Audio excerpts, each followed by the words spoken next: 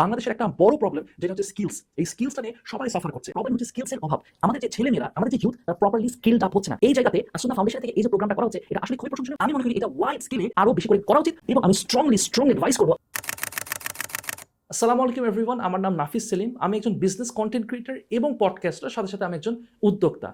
আজকে আমি As-Sunnah skill development ইনস্টিটিউটে এসেছিলাম এবং আর্ট অফ সেলস অ্যান্ড মার্কেটিংয়ের একটা সেশন নিয়েছিলাম। আমার এই সেশনের অভিজ্ঞতা অত্যন্ত ভালো।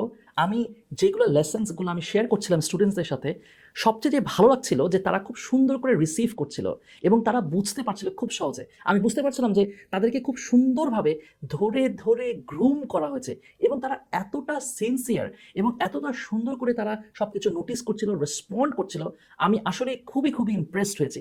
আমি মনে করি এরকম হাতে ধরে ধরে যে স্কিলস ডেভেলপমেন্ট করছে আসুন্না ফাউন্ডেশন থেকে এরকম একটা প্রোগ্রাম, এটা আসলে খুবই প্রশংসনীয়।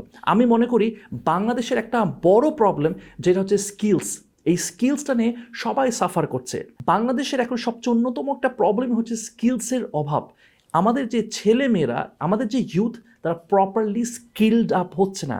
এই জায়গাতে আসুন্না ফাউন্ডেশনের থেকে এই যে প্রোগ্রামটা করা হচ্ছে, এটা আসলে খুবই প্রশংসনীয়।